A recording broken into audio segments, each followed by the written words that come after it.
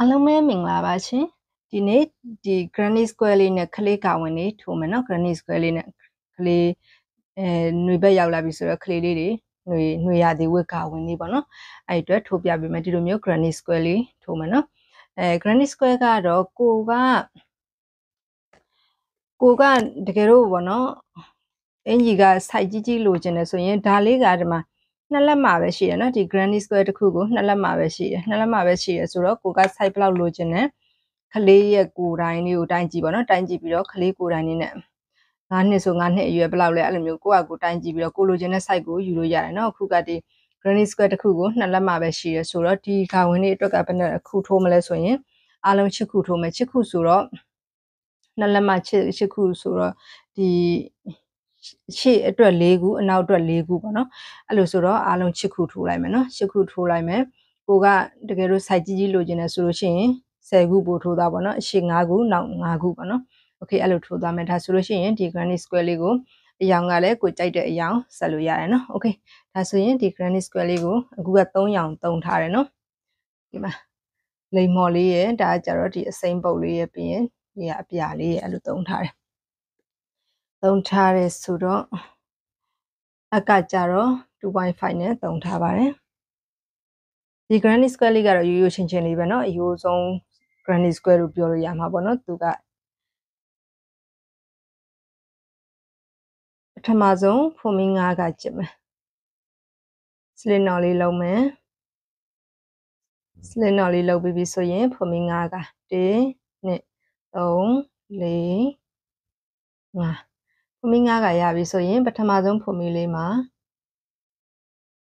slit stitch လေးနဲ့ချိန်လိုက်မယ်ဒါဆိုရင်ဒီလိုကွင်းလေးဖြစ်သွားပြီကွင်းလေးဖြစ်သွားပြီဆိုရင်ဖုံမီ3ကတက်မယ်1 2 3ဖုံမီ3ကတက်ပြီးအမှရေးမယ်ရေးပြီးဒီကွင်းထဲမှာတိုင်ရှည်2တိုင်ထိုးမယ်တစ်တိုင်2တိုင်2တိုင်ဆိုတော့ဘေးကဖုံမီ3ချက်နဲ့ဆိုရင်အားလုံးတိုင်ရှည်3တိုင်ရပြီ3တိုင်ရပြီဆိုရင်ဖုံမီ2ချက်အမှရေးမယ်တိုင်ရှည်3တိုင်ထိုးမယ်1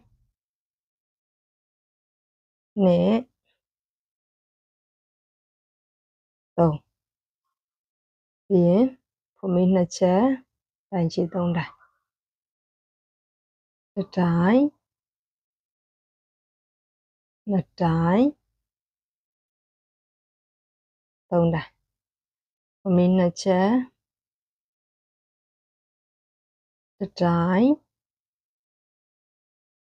2တိုင်3တိုင်နော်အားလုံးတိုင်ချီ3တိုင်စီ4ခုရပြီ1 2 3 4ခုရပြီဆိုရင်ဖုံမီ2ချက်တပီပထမဆုံးဒီမှာပထမဆုံးဖုံမီ3ချက်ရဲ့1 2 3ပေါက်မြောက်ဖုံမီလေးမှာ slit stitch နဲ့ချိန်လိုက်မယ်ဒါဆိုရင်ဒီအလဲကတရောင်အတွက်ရပြီဖုံမီတစ်ချက်ကျစ်မယ်ခြေစားကိုဖြတ်လိုက်မယ်ဒါဆိုရင်အလဲကတရောင်အတွက်ပြီးပြီနော်ခြေစားလေးကိုဖြတ်ပြီးပြီဆိုရင်ဒီခြေစားလေးကိုနောက်ဘက်မှာသိမ်းလိုက်မယ်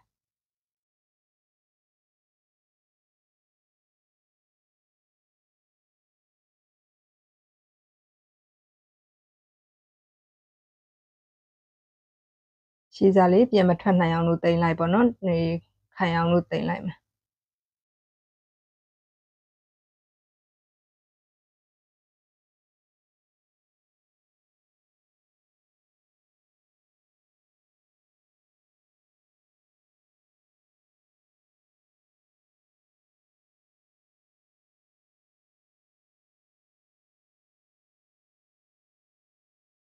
โอเคဒါဆိုရင်ဒီခြေစားလေးကိုဖြတ်လိုက်မယ်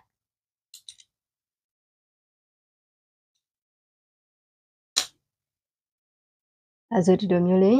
granite square လေးရပြီ granite square လေးရပြီဆိုရင်နောက်ထပ်တစ်ရောင်နဲ့ထိုးမယ်နော်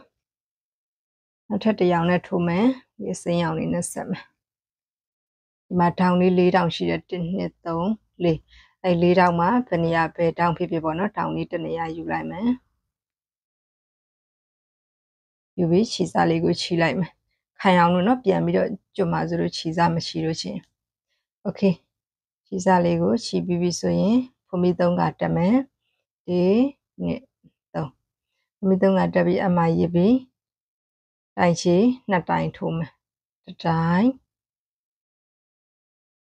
2တိုင်ဒါဆိုရင်ဖုံးမီသုံးကနဲ့ဆိုရင်3တိုင်ရပြီ3တိုင်ရပြီဆိုရင်ဖုံးမီ2ချက်အမရစ်မယ်ဒီတောက်ထဲမှာပဲနောက်ထပ်တိုင်ချီ3တိုင်ထပ်ထိုးမယ်တစ်တိုင်2တိုင်3တိုင်နော်ဒါဆိုရင်ဒီလိုမျိုးလေးရပြီနော်တိုင်ချီ3တိုင်ဖုံးမီ2ချက်တိုင်ချီ3တိုင်ပြီးရင်နောက်ထပ်တောင်တစ်တောင်မှာအဲ့ပုံစံပဲထိုးမယ်နော်တိုင်ချီ3တိုင်တစ်တိုင်2တိုင်3တိုင်ဖုံးမီ2ချက်အဲ့ထောင်ထဲမှာပဲတိုင်ချီ3တိုင်တစ်တိုင်2တိုင်3တိုင်နော်တစ်တောင်2တောင်နော်ပြီးရင်အမရစ်မယ်နောက်တစ်တောင်မှာလည်းအဲ့ပုံ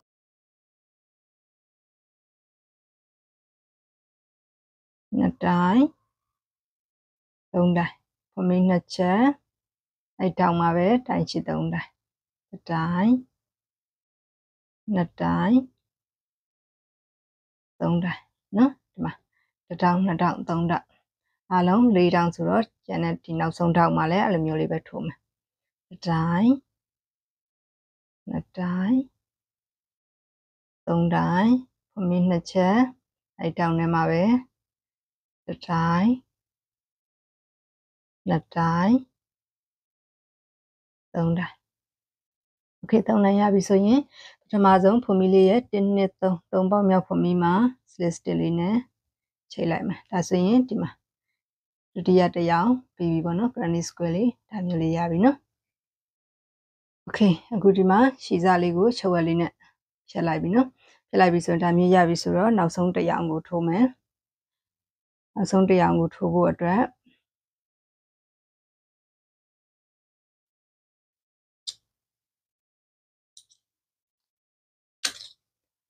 ရှည်စားလေးကိုခြိလိုက်မယ်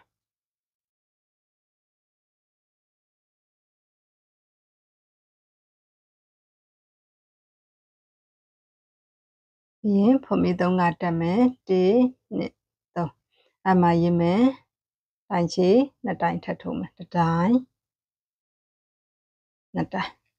နော်ဒါဆိုဘေးကဖုံးမီ3ချက်နဲ့ဆို3တိုင်ရပြီဖုံးမီ2ချက်ဒီတောင်လေးထဲမှာနောက်ထပ်တိုင်ချီ3တိုင်တစ်တိုင်2တိုင်3တိုင်နော်ဒီတောင်နေရာမှာကတောင်နေရာလေး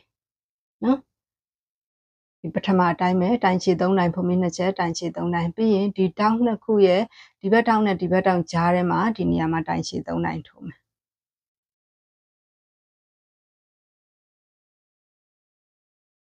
တစ်တိုင်2တိုင်3တိုင်နော်အဲ့လိုထိုးပြီးရင်ဒီတောင်နေရာမှာကျတော့တောင်ပုံစံလေးပဲထိုးမယ်နော်ဒီပုံစံလေးအတိုင်းပဲတိုင်ချီ3တိုင်ဖုံးမီ2ချက်တိုင်ချီ3တိုင်ထိုးမယ်နော်တစ်တိုင်2တိုင်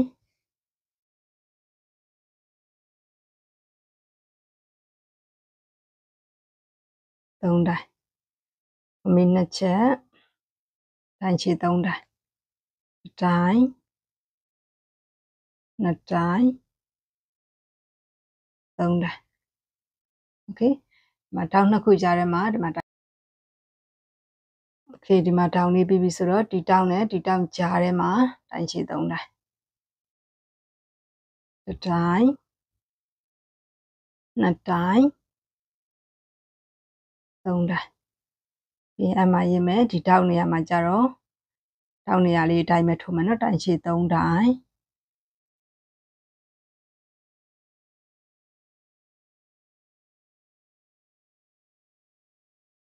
မီ2ချက်တိုင်ချီ3တိုင်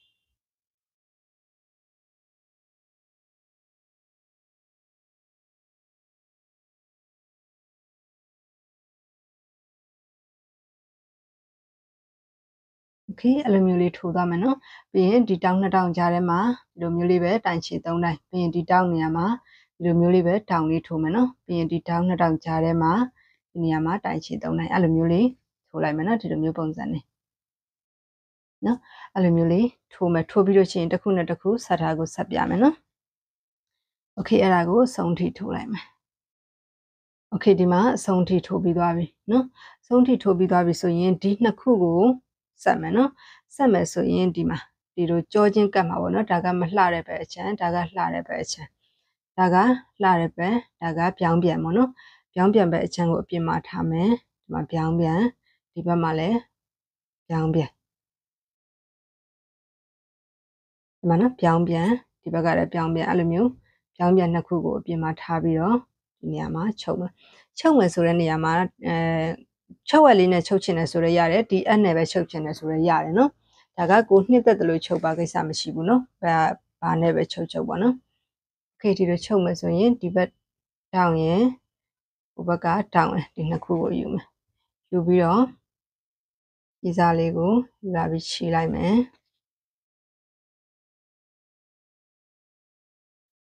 ပြီးရင်ဖမီးတစ်ချက်ကြည့်ပြီးတော့ဒီဘက်တိုင်ရဲ့ထိတ်ကဖမီးရဲ့ဟိုဘက်တိုင်ရဲ့ထိတ်ကဖမီးရဲ့ယူပြီးတော့တိုင်တူဒီဘက်ဖမီးတစ်ချက်ဟိုဘက်ဖမီးတစ်ချက်တိုင်တူနော်ဒီဘက်ချမ်းကဖမီးတစ်ချက်ဟိုဘက်အချမ်းကဖမီးတစ်ချက်ပြီးရင်တိုင်တူโอเคအဲ့လိုမျိုးလေးအဆုံးထိချုပ်သွားမှာနော်ချုပ်သွားပြီးရင်ဒီမှာပြန်လှန်လိုက်ရင်ဒီမှာလှတဲ့ဘက်အချမ်းချင်းအဲ့လိုဖြစ်သွားမယ်နော်အဲ့လိုမျိုးလေးအဆုံးထိချုပ်မယ်တစ်ခုနဲ့တစ်ခုကိုအဲ့လိုမျိုးတွဲသွားမယ်နော်အားလုံး6ခုရတဲ့အထိတွဲလိုက်မယ်6ခုရပြီဆိုရင်ပြန်တွေ့မယ်နော်အဲ့လိုမျိုးလေးတစ်ခုပြီးတစ်ခုတွဲသွားမယ်နော်โอเคအားလုံး6ခုโอเคဒီမှာ6ခုရတဲ့အထိတွဲထားပြီနော်1 2 3 4 5 6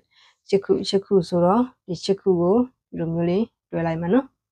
โอเคတွဲမယ်ဆိုတော့ဒီဘက်ထိတ်နဲ့ဒီဘက်ထိတ်ကိုပြန်တွဲမယ်နော်6ခုတွဲပြီးပြီဆိုရင်တွဲမယ်ဆိုတော့ဒီပြောင်းပြန်ဘက်ကနေတွဲမယ်နော်ဒါကပြောင်းပြန်မယ်နော်ဟိုအားလုံးတွဲထားတဲ့နေရာโอเคဒါဆိုရင်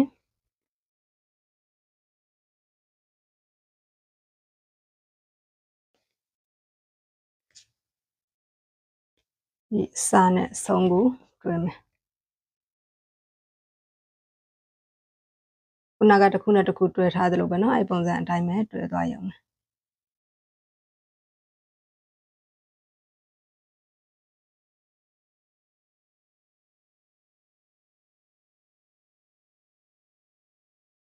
โอเคဒီဘက်ထိပ်ကဖမီတစ်ချက်ဟိုဘက်ကဖမီတစ်ချက်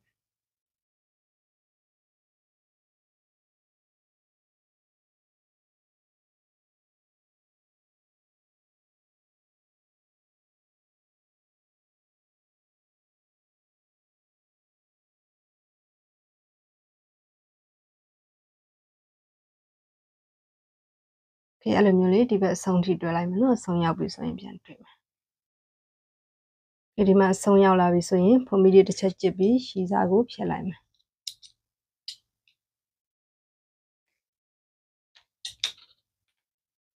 ဒါဆိုရင်ဒီမှာဒါပြောင်းပြန်မယ်နော်ဒီမှာအသင်ပြန်လှန်လိုက်မယ်အသင်ပြန်လိုက်ရင်ဒီမှာ၄ပွင့်စီပေါ့နော်ခြေ၄ပွင့်နောက်၄ပွင့်ကိုကဒီထက်ကြီးကြီးလေးလိုချင်တယ်ဆိုရင်ခြေ၅ပွင့်နောက်5ပွင့်ပေါ့နော်တကယ်လို့9နှစ်6နှစ်အရွယ်ဆိုလို့ရှိရင်တော့6ပွင့်လောက်မှရမယ်နော်ဒါလေးကကျတော့4ပွင့်နော်ဒါမျိုးလေးဆိုတော့ဒါလေးကို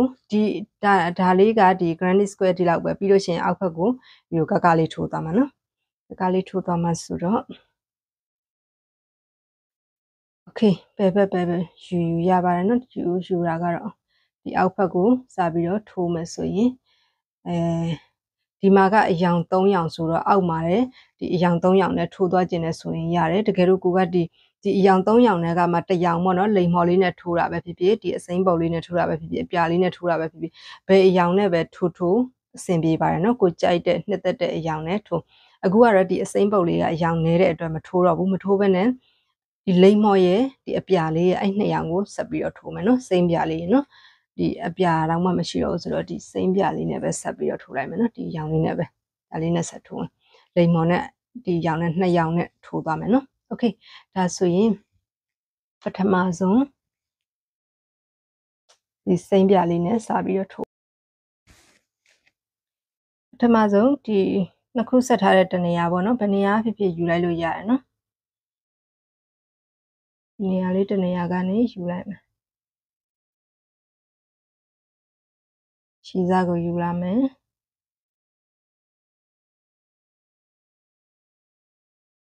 ရှည်စားလေးကိုရှည်မယ်ရှည်ပြီးတော့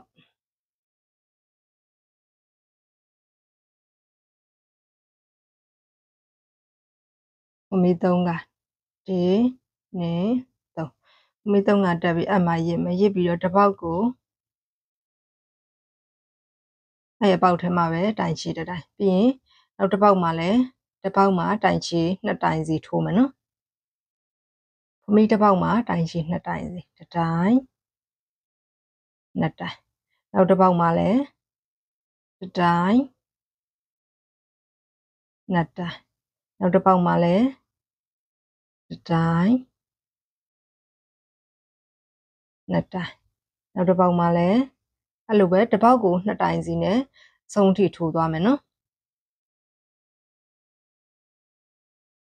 တစ်တိုင်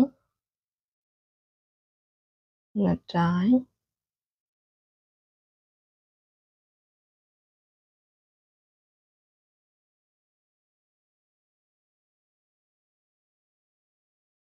2တိုင်โอเคအဲ့လိုမျိုးတစ်ပေါက်ကို2တိုင်စီနဲ့ဒီစမှတ်ရောက်တဲ့အထိပြန်ထိုးမယ်နော်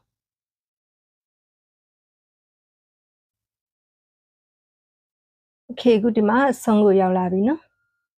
ဆုံးကိုရောက်လာပြီဆိုရင်1 2 3ပေါက်မြောက်ဖမီလေးမှာ list လေးနဲ့ဆုံးသက်မယ်ပြီးရင်ဖမီ1 2 3နောက်တစ်တန်းတက်မယ်နောက်တစ်တန်းတက်မယ်ဆိုရင်ဒီနောက်တစ်တန်းမှာကြတော့ပွားစရာမလိုတော့ဘဲနဲ့ဒီတိုင်ချေတစ်တိုင်ရဲ့ထိပ်မှာတိုင်ချေတစ်တိုင်စီထိုးသွားရုံပါပဲနော်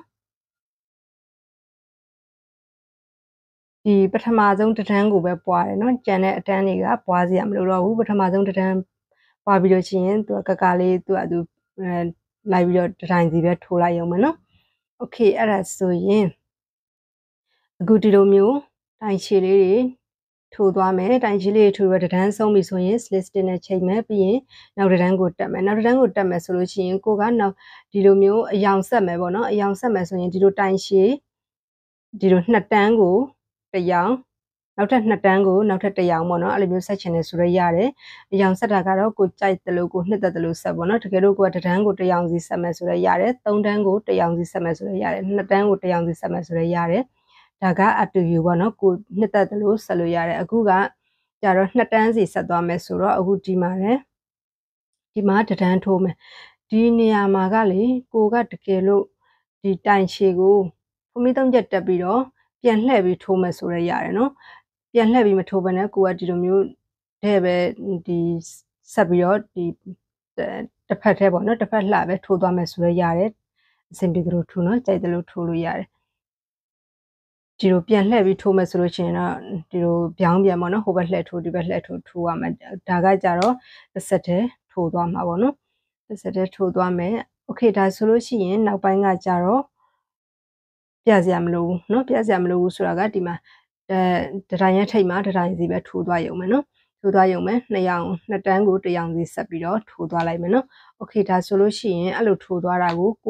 ဘယ်လောက်လိုချင်လဲပေါ့เนาะကိုလိုချင်တဲ့အခြေရတဲ့အထိထိုးသွားမယ်เนาะဒီမှာဒါမျိုးလေးဖြစ်မယ်အခုကလေးသွားမှာပေါ့เนาะတွန်လေးနဲ့โอเคကိုကခလေးအတွက်ဒူးကောင်းလောက်လိုချင်တာဒါမှမဟုတ်ပေါင်လဲလောက်လိုချင်တာပေါ့နော်ကိုလိုချင်တဲ့အတိုင်းတာအထိအခုကလေးထိုးသွားမယ်အဲ့လိုကိုလိုချင်တဲ့အတိုင်းတာရပြီးပြီဆိုရင်ပြန်တွေးကြမယ်နော်လက်ကျိုးလေးထိုးတာကိုထိုးပြပေးမယ်โอเคဒါဆိုရင်ဒီတိုင်းလေးပဲဆက်ထိုးသွားတော့ဆက်ပြီးတော့ထိုးသွားတော့ပေါ့နော်အထွေထူးပြစရာမရှိတော့ဘူးနော်လွယ်လေးပါပဲဒီတိုင်းလေးဆက်ထိုးသွားရုံနဲ့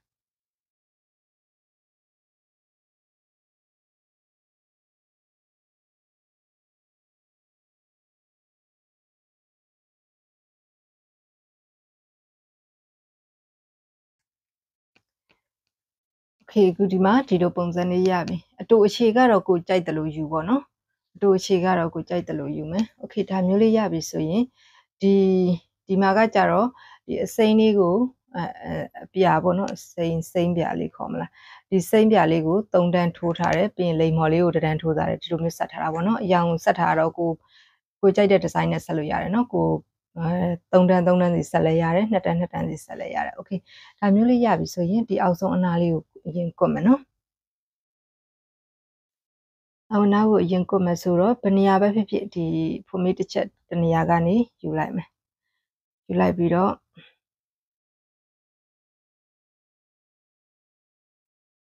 ခြေစားလေးကိုခြေလိုက်မယ်ပြီးရင်ဖိုမေး9က1 2 3 4 5ဖိုမေး9ကကြည့်ပြီး1 2 3 1 2 3ပေါက်နော်2ပေါက်ကိုကြော်မယ်1 2 2ပေါက်ကိုကြော်ပြီး3ပေါက်မြောက်ဖိုမေးလေးမှာတိုင်တိုးနဲ့ချိန်မယ်ပြီးရင်ဖိုမေး9က1 2 3ပေါက်မြောက်ဖိုမေးမှာတိုင်တိုးနဲ့ချိန်မယ်ဖိုမေး9က1 2 2ပေါက်ကိုကြော်ပြီး3ပေါက်မြောက်ဖိုမေးလေးမှာတိုင်တိုးနဲ့ချိန်မယ်ဖိုမေး9က1 2 2ပေါက်ကိုကြော်ပြီး3ပေါက်မြောက်မှာတိုင်တိုးနဲ့ချိန်မယ်โอเคအဲ့လိုမျိုးဒီလိုမျိုးကွင်းလေးတွေထိုးသွားမယ်နော်ဒီအဆုံးရောက်တဲ့အထိထိုးရမယ်အဆုံးရောက်ပြီဆိုရင်ပြန်တွေ့ကြမယ်ခုဒီမှာအဆုံးကိုရောက်လာပြီနော်အဆုံးကိုရောက်လာပြီဆိုရင်ဖိုမေး2ချက်ဖိုမေး2ချက်ကြည့်ပြီးအမှားရစ်ပြီးတော့ဒီပထမဆုံးဒီမှာနော်1 2တစ်ပေါက်တော့ပို့သွားတယ်ဒီပထမဆုံးဖိုမေးလေးမှာတိုင်းခြေတိုင်းထိုးလိုက်မယ်နော်ဒါဆိုရင်ဒါမျိုးလေးရမယ်ဒါမျိုးလေးရပြီဆိုရင်ဖိုမေး9ကတက်မယ်1 2 3 4 5ဖိုမေး9ကရရင်ဒီခြေကတကွင်းမှာအင်ဒိုနဲ့ချိန်မယ်ဖိုမေး9ကနောက်ထပ်တကွင်းမှာတိုင်တိုနဲ့ချိန်မယ်ဖိုမေး9ကနောက်တကွင်းမှာတိုင်တိုနဲ့ချိန်မယ်โอเคအဲ့လိုမျိုးဖိုမေး9ကကိုတကွင်းပြီးတကွင်းတိုင်တိုလေးနဲ့ချိန်မယ်နော်အဲ့လိုမျိုးအဆုံးထိရအောင်ထိုးလာမယ်အဆုံးရောက်ပြီဆိုရင်ပြန်တွေ့ကြမယ်နော်ခုဒီမှာ2တန်းမြောက်ကိုအဆုံးကိုရောက်လာပြီเนาะအဆုံးရောက်ပြီဆိုရင်ခုနကလိုပဲဖိုမေး2ချက်ကျင်မယ်အမှားရစ်ပြီးတော့ဒီပထမဆုံးစမှတ်နေရာလေးမှာတိုင်းခြေတိုင်းထိုးလိုက်မယ်ဒါမျိုးလေးရမယ်ဒါမျိုးလေးရပြီဆိုရင်နောက်ဆုံးတစ်တန်းထိုးမယ်เนาะနောက်ဆုံးတစ်တန်းကိုအမှားရစ်မယ်ရစ်ပြီးတော့ဒီကွင်းလေးထဲမှာတိုင်းခြေ9တိုင်းထိုးမယ်တစ်တိုင်းနှစ်တိုင်း3တိုင်း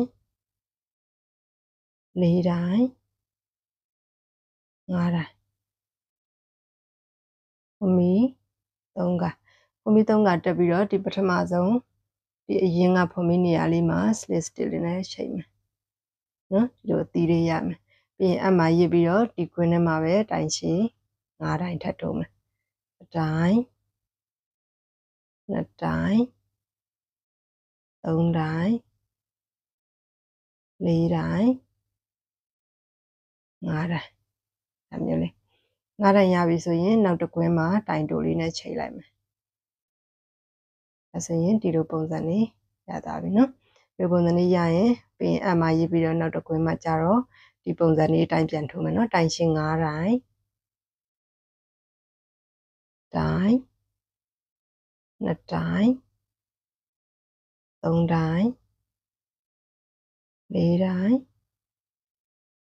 5တိုင်း9တိုင်းရပြီဆိုရင်ဖိုမေး1 2 3ဖိုမေး3ကရရင်ဒီအရင်မှာ slit stitch လေးနဲ့ပြန်ချိန်မယ်အမှားရစ်မယ်တိုင်ရှင်း9တိုင်းထပ်ထိုးမယ်တစ်တိုင်း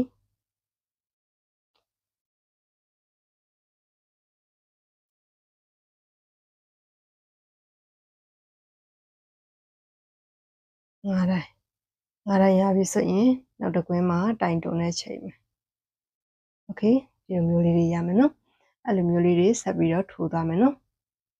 โอเคဒါမျိုးလေးရပြီမတိုင်တုံနဲ့ချိန်ပြီးပြီဆိုရင်နောက်တစ်ကွင်းမှာဒါမျိုးလေးပြန်ထိုးမယ်တစ်တိုင်းနှစ်တိုင်း3တိုင်း4တိုင်း5တိုင်း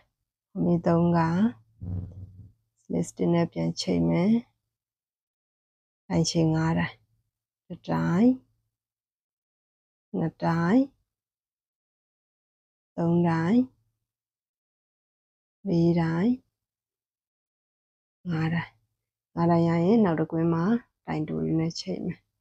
ပြီးရင်ဒီပုံစံလေးထပ်ထိုးမယ်โอเคဒါမျိုးလေးအကုန်လုံးတစ်ပတ်ပြည့်တဲ့အထိထိုးလာမယ်နော်တစ်ပတ်ပြည့်ပြီဆိုရင်ပြန်တွေ့ကြမယ်နော်ဒီပုံစံလေးအတိုင်းပဲထိုးသွားမယ်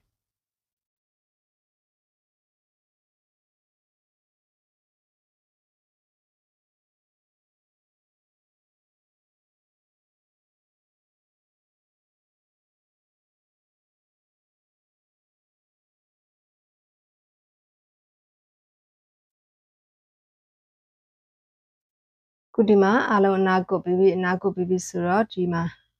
နောက်ဆုံးတစ်ခုထိုးပြီးပြီဆိုရင်ဒီပထမဆုံးထိုးထားတဲ့နေရာလေးမှာ list လေးနဲ့ချိန်လိုက်မယ်နော်ပြီးရင်ဖုံးမီလေးတစ်ချက်ကျစ်ပြီးတော့အနာကုတ်လေးပြီးပြီ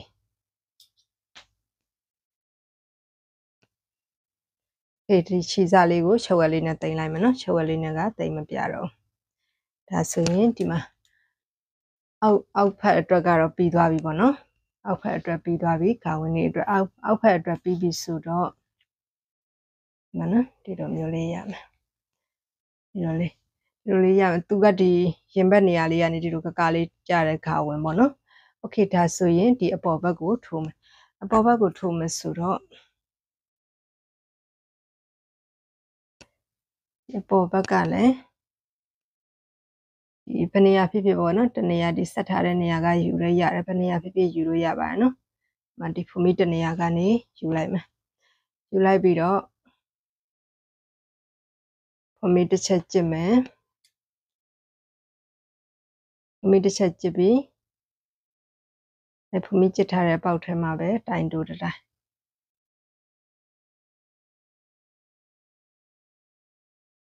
ပြီးရင်ဖူမီတစ်ပေါက်ကိုတိုင်တိုးတိုင်းစီထိုးမယ်တစ်ပေါက်ကိုတိုင်းစီနော်ဒီမှာဒီတောက်နေရာလေးမှာလည်းတိုင်းပြီးရင်ဒီနှစ်ခုဆက်ထားတဲ့အလဲနေရာလေးမှာလည်းတိုင်းနော်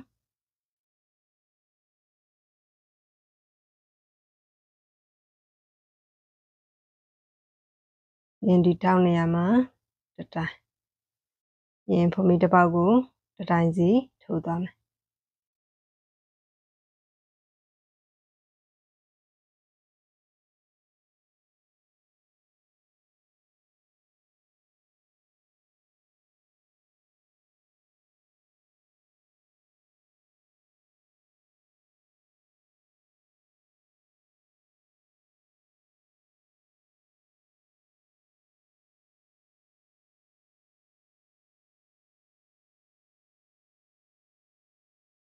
โอเคအဲ့လိုမျိုးကို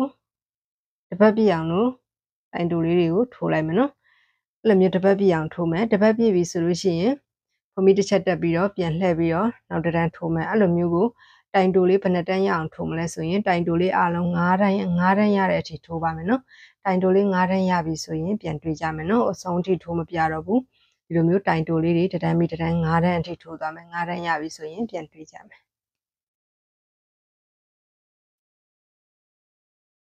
ခုဒီမှာတိုင်တူလေး9တန်းထိုးလာတာပြီးပြီပေါ့နော်တိုင်တူလေး9တန်းရပြီတိုင်တူလေး9တန်းရပြီဆိုတော့ slit stitch လေးနဲ့ချိန်လိုက်မယ်ချိန်ပြီးခြေစားလေးကိုဖြတ်လိုက်မယ်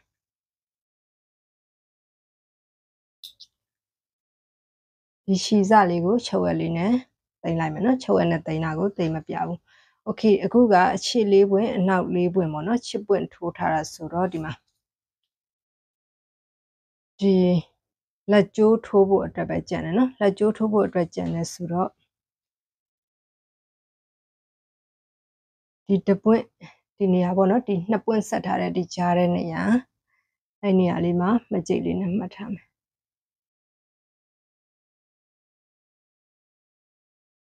ပြီးရင်ဒီဘက်မှာလည်းဒီကြားတဲ့နေရာ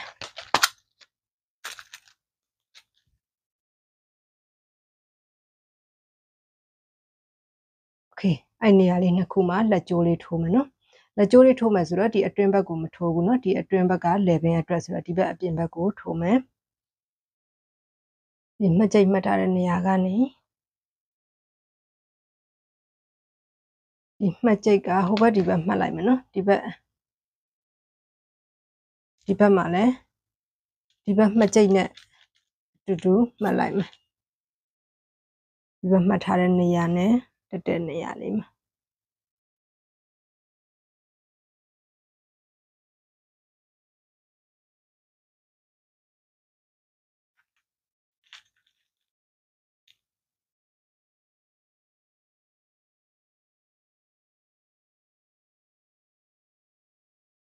โอเคအဲ့လိုလေးမှတ်လိုက်မယ်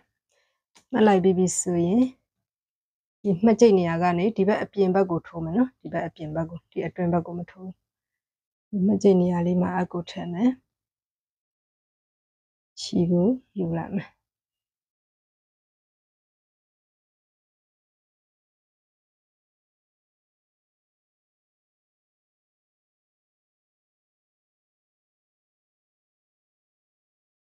မိတစ်ချက်ပြီးရင်အပေါက်ထဲမှာပဲတိုင်တိုးလေးတစ်တိုင်းနှစ်တိုင်းသုံးတိုင်းနော်တိုင်တိုးလေး3တိုင်းတိုင်တိုးလေး3တိုင်းထိုးပြီးတော့3တိုင်းကိုကအပြားကြီးလေးလိုချင်တယ်ဆိုရင်4တိုင်း5တိုင်းအဲ့လိုထိုးတာနော်အခုက3တိုင်းလောက်ပဲထိုးမယ်4တိုင်းထိုးမယ်ဆိုရရတယ်နော်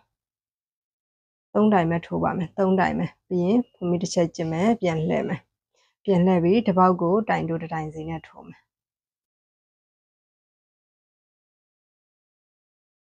နှစ်တိုင်း3တိုင်းဖုန်မီတစ်ချက်ကျင်မယ်ပြန်လှည့်မယ်တစ်ပေါက်ကိုတိုင်တိုးတစ်တိုင်းစီနဲ့3တိုင်းနော်1 2 3ဖုန်မီတစ်ချက်ပြန်လှည့်မယ်တစ်ပေါက်ကိုတိုင်တိုးတစ်တိုင်းစီနဲ့ထိုးမယ်1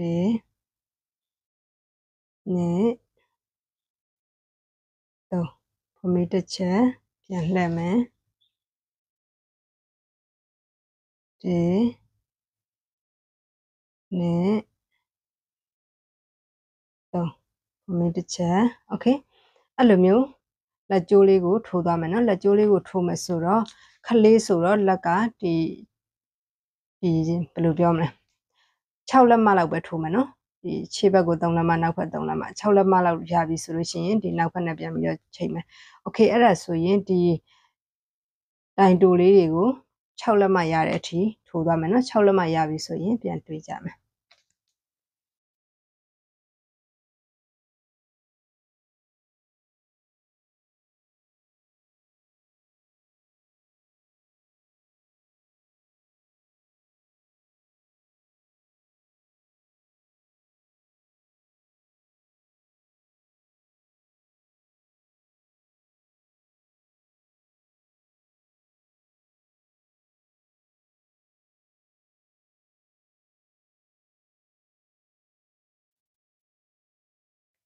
ခုဒီမှာတိုင်တိုလေးတွေထိုးရတာ6လက်မရပြီ6လက်မနော်6လက်မရပြီဆိုရင်6လက်မတတန်းပို့နေတာမသိဘူးမပို့နော်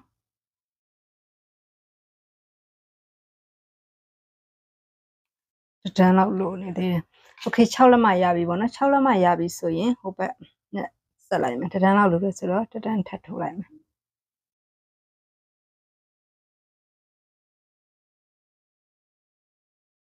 1 2 3โอเคဒီမှာ6လက်မရပြီ6လက်မရပြီဆိုရင်ဒီဘက်နဲ့တွဲမယ်နော်ဒီဘက်နဲ့တွဲမယ်ဘာလို့တစ်ဖက်ကထိုးပြီးသားပြီလက်လေးအတာမျိုးလေးထိုးမယ် sorry ဒီဘက်နဲ့တွဲမယ်ဆိုတော့ဒီနေရာကနေဒီမှတ်ကျိတ်နေရာလေးကနေ1 2 3ပေါက်မြောက်နေရာကနေစပြီးတွဲလိုက်မယ်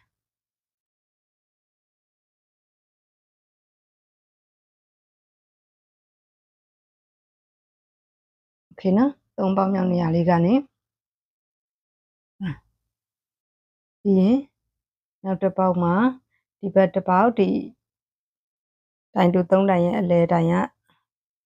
ဖမီရဲ့ယူပြီးတော့ slit stitch နော်ပြီးရင်ဒီနောက်ဆုံးတစ်ပေါက်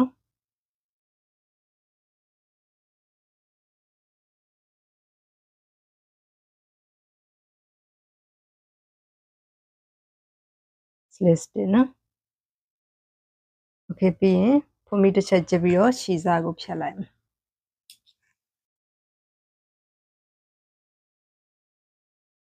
ဒီမှတ်ချိတ်ကိုဖြုတ်လိုက်လို့ရပြီနော်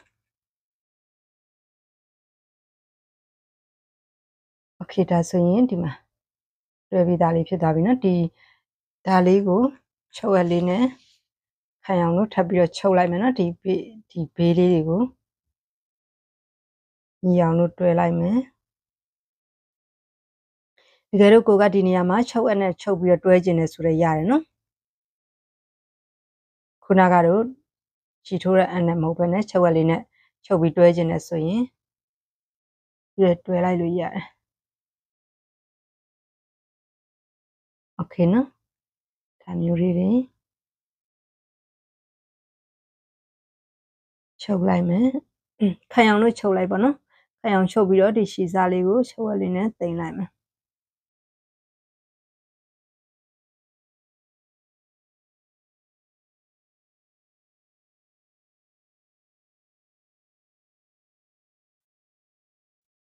โอเคဒါလေးကို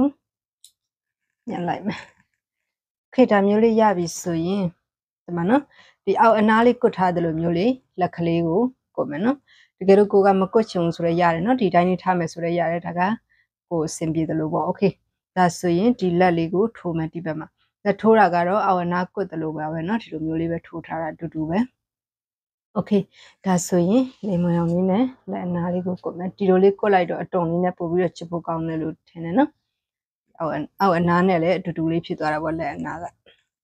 โอเคဒါဆိုရင်ဒီမှာဒီအရင်နေရာလေးမှာရှည်စားလေးကိုယူမယ်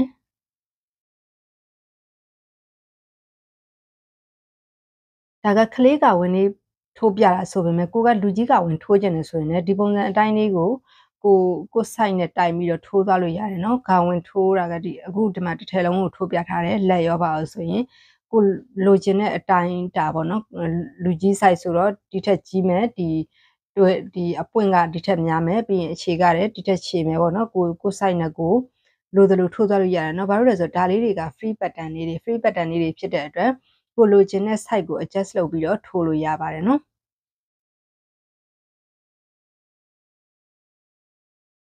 မင်း၅ချက်1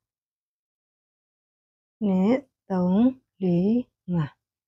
မင်း၅ချက်ရပြီဆိုရင်ဒီမှာ1 2 2ပေါက်ကိုကြော်ပြီး3ပေါက်မြောက်မှာတိုင်တိုနဲ့ချိန်မယ်1 2 3 4 5နော်ဖမင်း၅ချက်ရပြီဆိုရင်1 2 3ပေါက်မြောက်မှာတိုင်တိုနဲ့ချိန်မယ်ဖမင်း၅ချက်1 2 3 4 5 1 2 3ပေါက်မြောက်မှာတိုင်တိုနဲ့ချိန်မယ်โอเคအဲ့လိုမျိုးလေးဒီအဆုံးထိရအောင်လို့ထိုးလာမယ်နော်အဆုံးရောက်ပြီဆိုရင်ပြန်တွေးကြမယ်โอเคအခုဒီမှာကွင်းလေးတွေထိုးတာကနောက်ဆုံးကိုရောက်ပြီဆိုရင်ဖမီ1 2ဖမီ2ခါကြည့်ပြီးအဲ့မှာရေးမယ်ပြီးရင်ဒီအရင်ကအပေါက်လေးထဲမှာတိုင်ရှိတိုင်းထိုးလိုက်မယ်ဒါမျိုးလေးရမယ်ပြီးရင်ဖမီ9က1 2 3 4 5ပြန်လှည့်မယ်ပြန်လှည့်ပြီးတော့ပထမဆုံးကွင်းထဲမှာတိုင်တိုနဲ့ချိန်မယ်နော်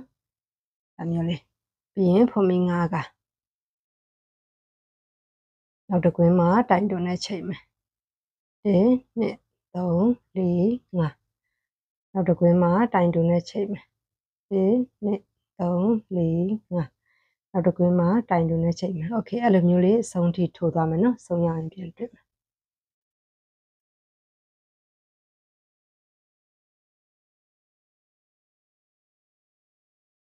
ခေအခုဒီမှာနောက်ဆုံးတစ်ခုပဲကျန်တော့တယ်နောက်ဆုံးတစ်ခုပဲကျန်တယ်ဆိုရင်ဖမီ1 2ဖမီ2ခါကျပြီးအမှရပြီးဒီနောက်ဆုံးကွင်းလေးမှာတိုင်ချီလေးနဲ့ထိုးလိုက်မယ်โอเคဒါမျိုးလေးရမယ်နော်โอเคဒါမျိုးလေးရပြီဆိုရင်ပြန်လှည့်မယ် ပြန်လှည့်ပြီးတော့ဒီပထမဆုံးကွင်းဒုတိယကွင်းပေါ့နော်ဒါကပထမကွင်းထားလိုက်ဒါဒုတိယကွင်းမှာအမရေးမယ်တိုင်ချင်9တိုင်းတစ်တိုင်းနှစ်တိုင်းသုံးတိုင်းလေးတိုင်း9တိုင်းဖမီ3ကတက်မယ်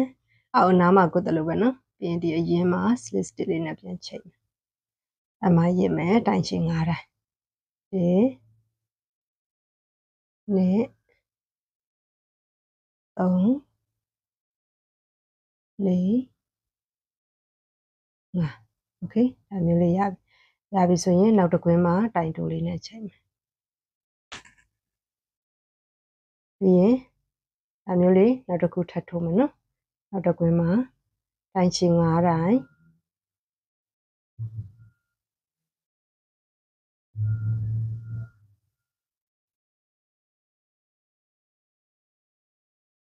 ဖမီ3ကဒီရင်မှာ slit stitch နဲ့ချိန်မယ်တိုင်ချင်9တိုင်းတစ်တိုင်းနှစ်တိုင်းသုံးတိုင်းလေးတိုင်း9တိုင်း okay တိုင်တိုးနဲ့ချိန်မယ် okay အဲမျိုးလေးနှစ်ခုနော်ပြီးရင်အဲ့လိုမျိုးဆက်ထိုးသွားမယ်နော်နောက်ဆုံးအထိနော်နောက်ဆုံးဒီအားလုံးဘယ်နှခုရှိတယ်ဆိုရင်ဒီမှာ9ခုရှိရနော်1 2 3 4 5ခုရှိတယ်ဒါမျိုးလေး okay အဲ့လိုလေးဆက်ပြီးတော့ထိုးသွားမယ်အဆုံးရောက်ပြီဆိုရင်ပြန်တွေ့ကြမယ် okay အခုဒီမှာ1 2 3 4 5ခုပြီးပြီနော်ဒီမှာနောက်ဆုံးကွင်းလေးမှာ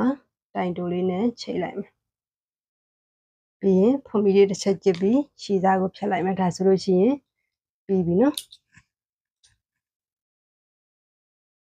โอเคခြေစားလေးကိုဖြတ်ပြီးပြီဆိုရင်ဒီခြေစားလေးတွေကိုချုပ်ဝဲလေးနဲ့တင်လိုက်နော်တင်မပြတော့ဘူးဒါဆိုရင်ဒီမှာရမ်းချစ်ဖို့ကောင်းတယ်နော်လူကြီး site ကိုလူကြီးဝစ်ရှင်နေဆိုရင်လည်းလူကြီး site လေးထိုးလို့ရတယ်နော်ဒီမှာပြီးတော့ချစ်ဖို့ကောင်းတဲ့ကဝင်လေးသူကကြတော့ဒီဘယ်လိုပြောမလဲဒီကဝင်ကကြတော့